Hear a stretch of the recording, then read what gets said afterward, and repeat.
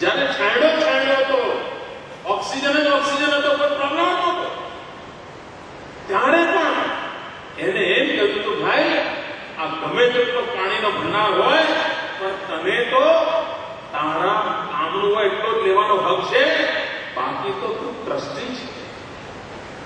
હજારો વર્ષ પહેલા આપણા પૂર્વજોની કેવી દ્રષ્ટિ હશે કે વિપુલતાના ભંડાર વચ્ચે પણ કહ્યું હતું કે ખબરદાર આને જો નષ્ટ કર્યું તો, જો આનો ઉપભોગ કર્યો તો ખતમ થઈ જઈશું. કુહાડીનો હાથો બનવાની કથા આપણે ત્યાં બાળકને પ્રાથમિક શાળામાં ભણાવવામાં આવે છે કે વૃક્ષો ચર્ચા કરે કે ભાઈ બાકી બધું ગમે છે, આપણામાંથી કોઈ હાથો ન બને, આ જંગલ સલામત રહેશે. વૃક્ષની પણ વેદના વ્યક્ત થઈ શકતી હોય છે, એ પરંપરામાં આપણી છે.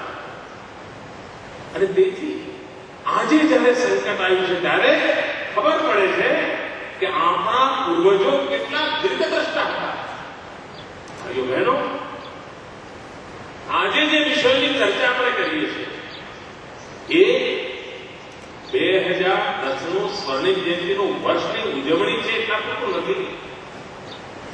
આજે જે વિષયની આપણે ચર્ચા કરીએ છીએ તે એક પ્રસંગ પાર પાડવો છે અને એક સરસ કાર્યક્રમ કરીને હાથ ઊંચા કરી દેવા છે, એના માટે નથી. આ કોઈ કોમનવેલ્થ ઘેર જેવો કાર્યક્રમ એમને મુબારક. આ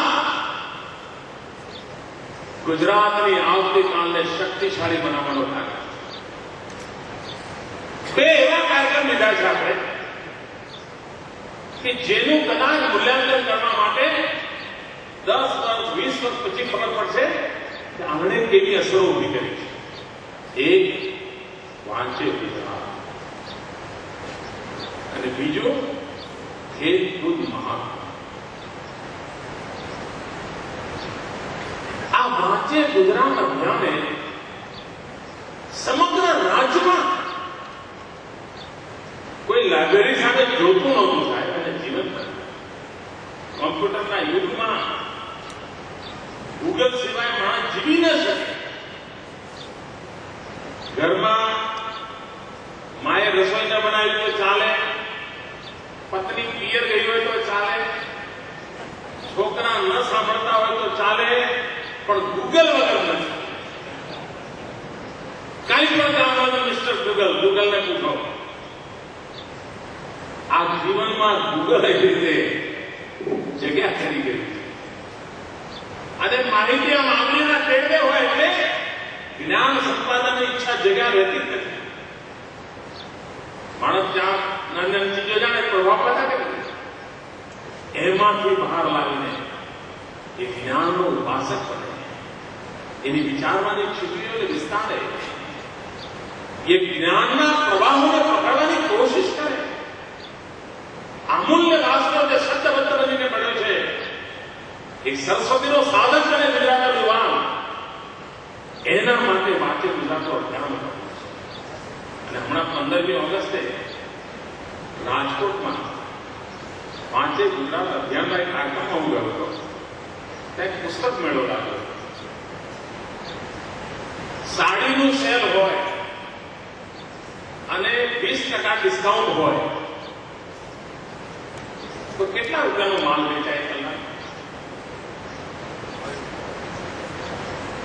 તમને જાણીને આનંદ થશે કે રાજકોટના પુસ્તક મેળામાં દર કલાકે 1.5 લાખ રૂપિયાના પુસ્તકો વેચાતા. 1.5 લાખ. આ સબ મોટી ક્રાંતિ છે. અને એક વાર ઘરમાં પુસ્તક જાય મિત્રો, અમસ્તા પણ હાથ ફેરવો તો 2 વાક્યો પણ જિંદગીને ઘણી વાર સંકટમાંથી બચાવી લેતા હોય છે, નિરાશામાંથી બહાર લાવી દેતા હોય છે. અરે આપણા જીવનમાં એક નાનકડી કહેવત, બહુ સંકટમાં હોય તો અડોશ પડોશી ચિંતા કરતા હોય દરેક આ કહેવત કહી જાય.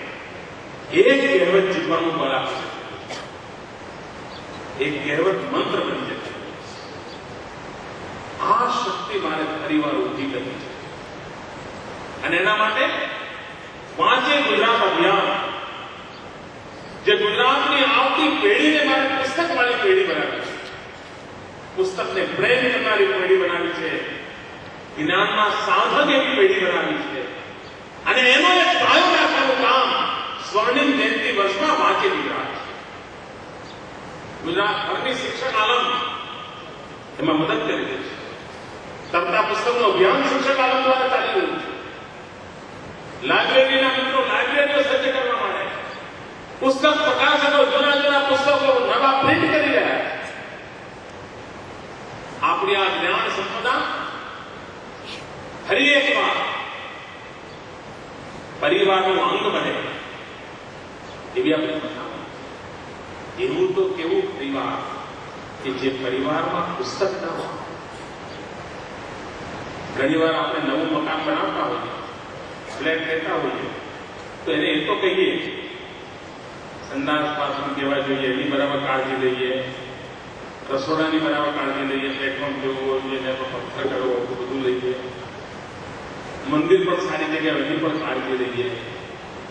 મારી બધાને વિનંતી છે ગુજરાતમાં આ વાંચે ગુજરાત અભિયાનમાંથી એક નિર્ણય આ પણ કરીએ કે આપણા ઘરમાં એક નાનકડું ગ્રંથ મંદિર પણ હોય અને રોજ ગ્રંથ મંદિર પાસે ઉભા રહેવાની પરિવારના દરેક સભ્યને આદત. તમને ગમે તે પુસ્તક મૂકજો, આપ જોજો લાભ એવું જ બીજું કામ એટલે ખેલકૂદ મહાકુંભ. ઘણી વાર પ્રશ્ન ઉઠે પહેલા મરઘી કે પહેલા હિન્દુ. આ સનાતન ચર્ચા છે, અવિરત ચર્ચા. પહેલા રમત નહીં કે રમત? પહેલા ખેલ કે ખેલાડી? કોણ પહેલું? ખેલાડી હોય તો ખેલ થાય કે ખેલ હોય તો ખેલાડી આવે? મારે આ ખેલકૂદ મહાકુંભ દ્વારા એ પ્રશ્નનો જવાબ આપવો છે. રમત રમીશું તો રમત મેળો આપવા આપવો, ખેલ ખેલીશું તો ખેલાડીઓની ઘરવાર ઉભી થશે. પહેલા એકવાર રમીએ, મેદાનમાં ઉતરીએ. અહીંયા તમે બધા તમારા પરિવારના સંતાનો બાબતનો વિચાર કરતા કમનસીબે વ્યાયામ શિક્ષકોનું કામ સૌથી અઘરું થઈ ગયું. સૌથી અઘરું થઈ ગયું. અઘરું એટલા માટે થઈ ગયું છે કે બાળક 8મા ધોરણમાં આવે અને વ્યાયામ શિક્ષકનો ભેટો થાય અને 9મું હજુ તો પૂરું કરવાનું બાકી હોય અને એને 10ના ટકાની ભૂત ઘૂસી જાય.